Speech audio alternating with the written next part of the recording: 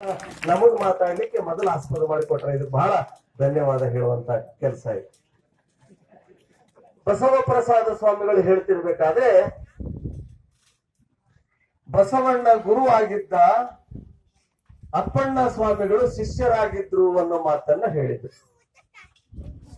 ಬಹುಶಃ 12ನೇ ಶತಮಾನದೊಳಗೆ ಗುರು ಶಿಷ್ಯರ ಪರಂಪರೆಯನ್ನ ತೆಗೆದು ಹಾಕಿದಂತವ್ರು ಬಸವಣ್ಣನವರು.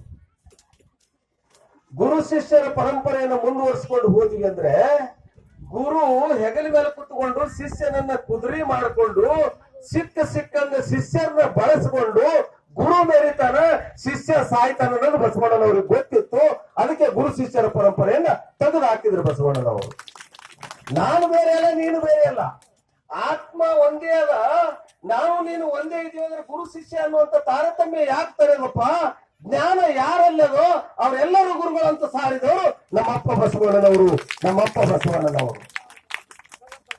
ಇನ್ನು ಪರಂಪರೆ ಪ್ರಸಾದ್ ಸ್ವಾಮಿಗಳು ಹೇಳಿದಂಗೆ ಗುರು ಪರಂಪರೆ ಶಿಷ್ಯ ಪರಂಪರೆ ಮುಂದುವರ್ಸ್ಕೊಂಡು ಹೋದೆವಂದ್ರೆ ಬಸವಣ್ಣನನ್ನು ಯಾರು ಆರಾಧಿಸ್ತಾರೆ ಅವರೆಲ್ಲ ಗುರುಗಳಾಗಬೇಕು, ಅಪ್ಪಣ್ಣನನ್ನು ಯಾರು ಆರಾಧಿಸ್ತಾರೆ ಅವರೆಲ್ಲ ಶಿಷ್ಯರಾಗಬೇಕು ಅನ್ನುವಂತಹ ಕನಿಷ್ಠವಾದಂತಹ ಸಂಪ್ರದಾಯ ಮುಂದುವರಿತಿತ್ತು. ಅದು ಬಸವಣ್ಣನವರಿಗೆ ಗೊತ್ತಿತ್ತು.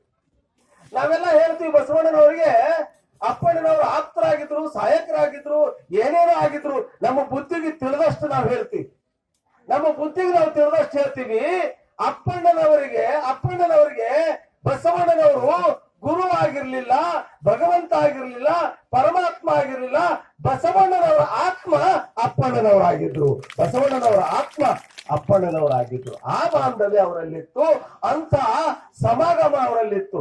ಎಲ್ಲಿ ನೋಡಿದ್ರು ಸಹಿತ ಯಾಕೆ ನೀಲಮ್ಮ ಬರ್ಲಿಲ್ಲ, ಯಾಕೆ ಗಂಗಮ್ಮ ಬರ್ಲಿಲ್ಲ ಬಸವಣ್ಣನ ಬೆನ್ನ ಹತ್ತಿ ಅಂದ್ರೆ ಬಸವಣ್ಣನನ್ನ ಪರಿಪೂರ್ಣವಾಗಿ ಅರ್ಥ ಮಾಡಿಕೊಂಡು ಬಸವಣ್ಣ ಯಾರೆಂಬುದಂತ ತಿಳ್ಕೊಂಡವರು, ನೆರಳಾಗಿ ನಡೆದವರು ಅಪ್ಪಣ್ಣ. ಹಲವಾರು ಸಮಯದೊಳಗ ಅವ್ರಿಗೆಲ್ಲ ಆದೇಶಗಳನ್ನು ಕೊಡ್ತಿದ್ರು, ಹಿಂಗಿಂಗಿ ಅಂತ ಹೇಳಿ ನೀವು ನೋಡ್ತಿದ್ರು ಇದು ಶೂನ್ಯ ಸಂಪಾದನೆ ಒಳಗೆ.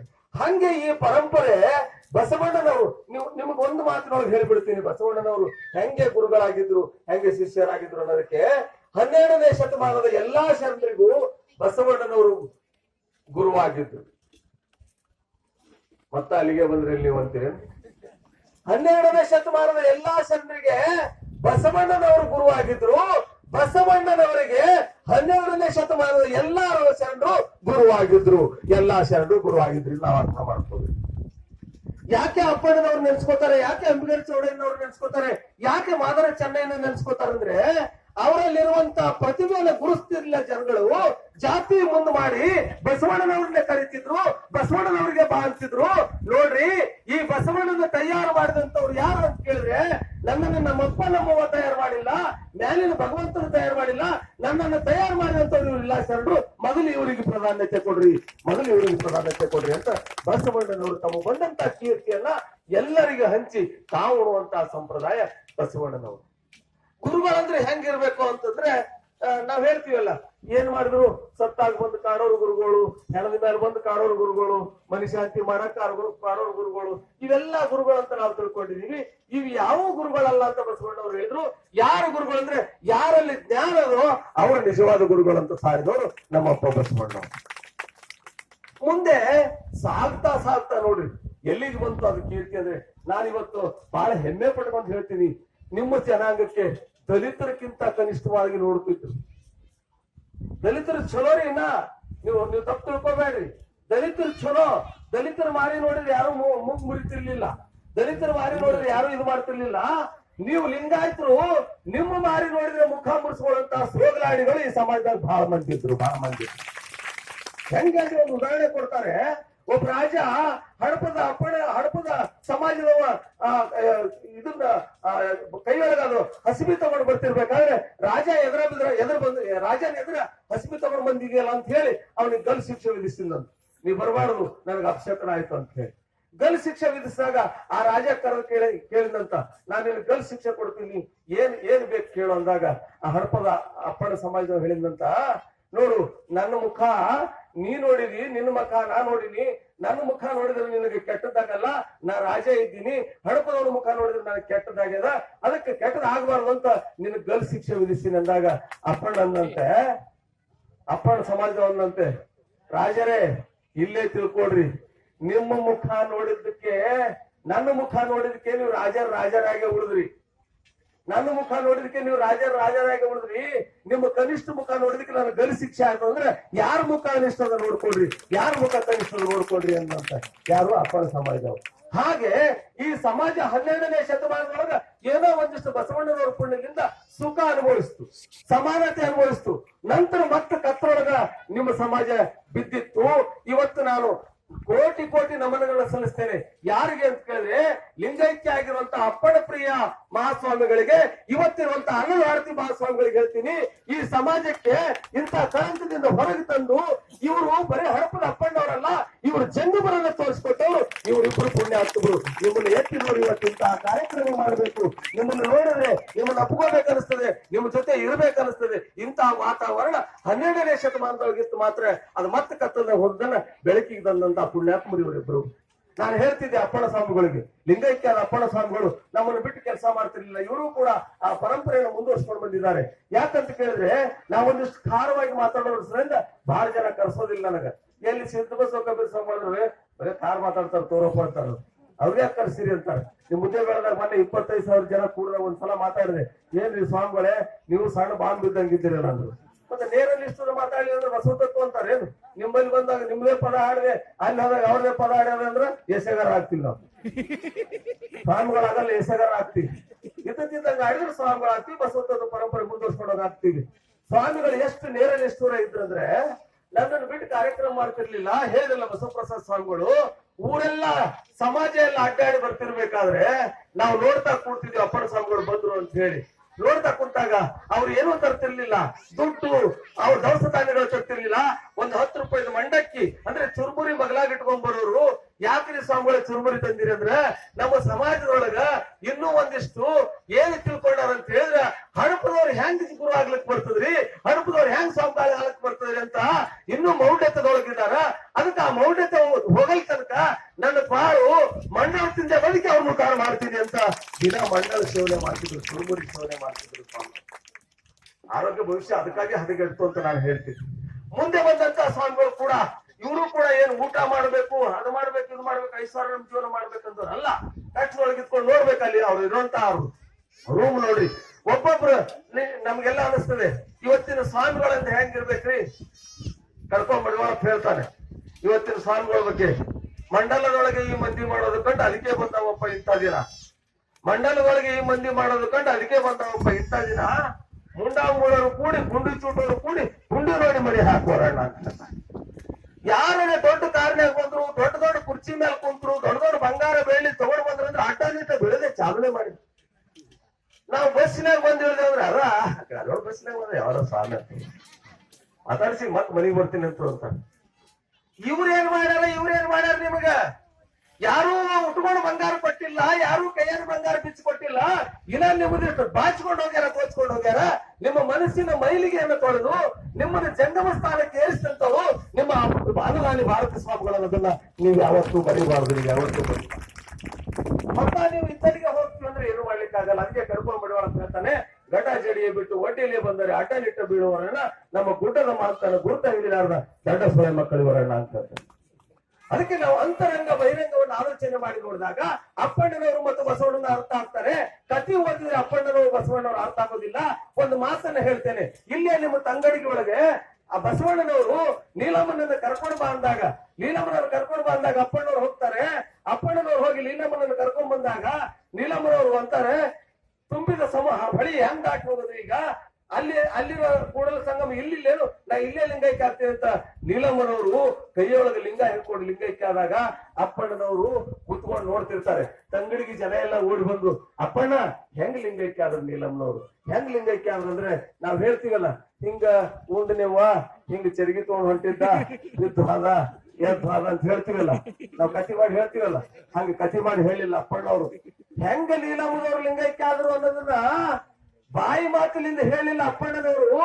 ತಾವು ತಮ್ಮ ಕೊಳಗಿರುವಂತ ಲಿಂಗ ಬಿಚ್ಕೊಂಡ್ರು, ಕೈಯೊಳಗೆ ಹಿಡ್ಕೊಂಡ್ರು, ನೋಡ್ತಾ ಲಿಂಗೈಕ್ಯ ಆದ್ರು. ಹಿಂಗೇ ನೀಲಮ್ಮನವ್ರು ಲಿಂಗೈಕ್ಯ ಆದ್ರು ಅಂತ ತೋರಿಸ್ಕೊಟ್ಟು ತಾವು ಲಿಂಗೈಕ್ಯ ಆಗ್ತಾರೆ, ತಾವು ಲಿಂಗೈಕ್ಯ ಆಗ್ತಾರೆ. ಇದು ಅಪ್ಪಣ್ಣನವರು ಮಾಡಿದಂತ ನೋಡ್ರಿ ಎಂತ ದುರಂತ ಅಂದ್ರೆ ನೀಲಮ್ಮನವ್ರ ವಚನ ನಾವು ತೆಗೆದು ನೋಡಿದಾಗ ನಾವು ಬರೀ ಫೋಟೋ ಪೂಜೆ ಮಾಡೋದನ್ನ ಕಲ್ತೀವಿ, ಅಪ್ಪಣ್ಣವ್ರ ಗುಡಿ ಕಟ್ಟೋದನ್ನ ಕಲ್ತೀವಿ. ಒಂದು ಸಲ ಆ ನೀಲಮ್ಮ ತಾಯಿ ಬರೆದಂತ ವಚನಗಳು ತೆಗೆದು ನೋಡ್ರಿ, ಅಕ್ಕ ಮಹಾದೇವಿ ವಚನ ಮೀರಿಸುವಂದು ಬರೆದಾವ ನಮ್ಮ ತಾಯಿ. ಹಡಪದ ಲಿಂಗಮ್ಮ, ಹರಪದ ಲಿಂಗಮ್ಮ. ಜಾತಿ ವ್ಯವಸ್ಥೆ ಒಳಗ ನಾವು ಬಂದೆವು, ಚನ್ನಬಸವಣ್ಣನವ್ರು ಮೆರೆಸಿದೆವು, ಇವ್ರು ಬಂದ್ರು ಬಸವಣ್ಣನವ್ರು ಮೆರೆಸಿದ್ರು, ಅವ್ರು ಬಂದ್ರು ಸಿದ್ದರಾಮೇಶ್ವರನ ಮೆರೆಸಿದ್ರು ಅಂತ ಹೇಳಿ ಒಂದಿಷ್ಟು ಹಿಂದುಳಿದ ಸಮಾಜದ ಶರಣರಿಗೆ ಅನ್ಯಾಯ ಆಗಿದೆ. ಆ ಅನ್ಯಾಯ ತುಂಬಿಕೊಳ್ಳುವಂತ ವ್ಯವಸ್ಥೆ ಇವತ್ತು ನಡೀತಾ ಇದೆ. ನಮ್ಗೆ ಯಾಕೆ ಸಿಟ್ಟು ಬರ್ತಂದ್ರೆ ನಿಮ್ಮ ಅಪ್ಪಣ್ಣ ಸ್ವಾಮಿಗಳಿಗೆ ಸಿದ್ದರಾಮಯ್ಯನ ಮುಂದೆ ಯಾಕೆ ಹಂಗ ಮಾತಾಡಿದ್ರಂದ್ರೆ ಏನು ಮಾಡ್ಲಿಕ್ಕೆ ಆಗೋದಿಲ್ಲ.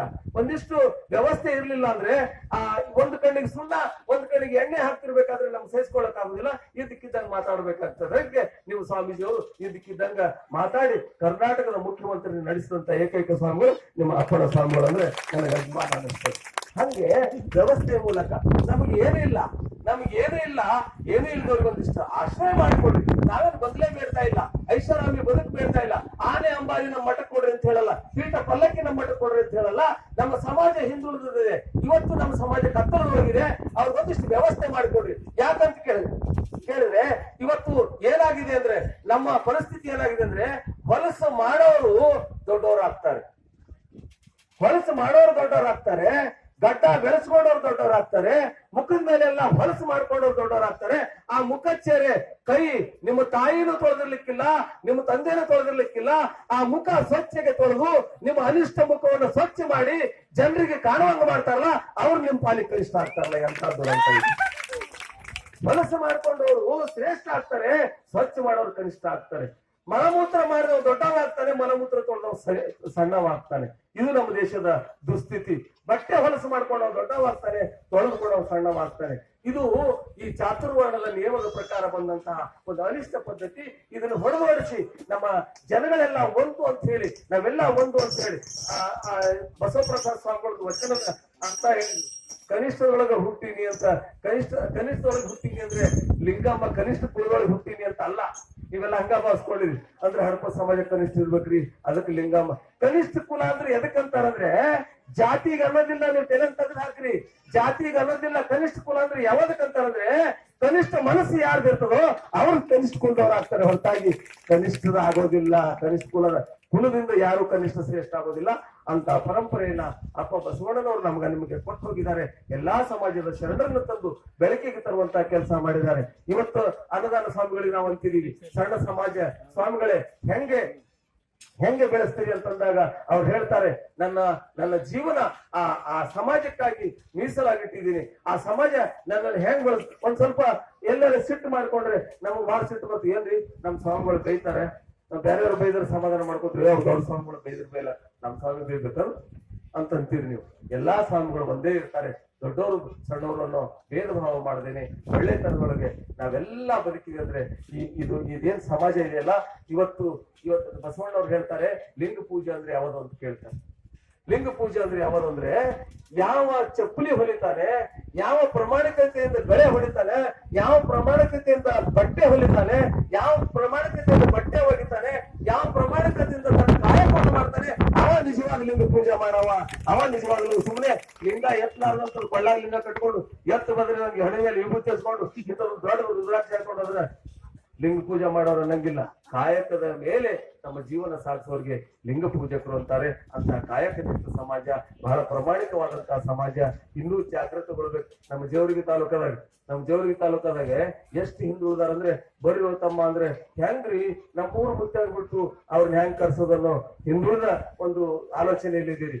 ನಿಮ್ಮೂರು ಮುತ್ತಿಯರು ಬೇರೆ ಅಲ್ಲ, ನಿಮ್ಮ ಮುತ್ತಿಯರು ಬೇರೆ ಅಲ್ಲ, ಇವ್ರಿಬ್ರು ಒಂದೇ ಅಂತ ತಿಳ್ಕೊಂಡ್ರಿ ಅಂದ್ರೆ ನಿಮ್ ಸಮಾಜ ಉದ್ಧಾರ ಆಗ್ತದೆ, ನೀವೆಲ್ಲ ಉದ್ಧಾರ ಆಗ್ತೀರಿ ಅನ್ನೋ ಮಾತನ್ನ ಹೇಳ್ತಾ ಬಹಳ ದೂರದಿಂದ ಕರೆಸಿ ನಾನು ಬಹಳ ಮಾತಾಡ್ಬೇಕಂತ ಬಂದಿದ್ದೆ. ನಮ್ಮ ಪ್ರಸಾದ್ ಸ್ವಾಮಿಗಳೆಲ್ಲ ನಮ್ಮ ಸಮಯ ತಗೊಂಡಿದ್ದಾರೆ. ಈಗ ಮಾತಾಡ್ಕೊಂಡ್ ಕೂತೀವಿ ಅಂದ್ರೆ ಹಿಂಗ ಮಾತಾಡ್ಕೊಂಡು ಹೊರಟಿದ್ದೆ, ಒಬ್ಬ ಬಂದೂಕ್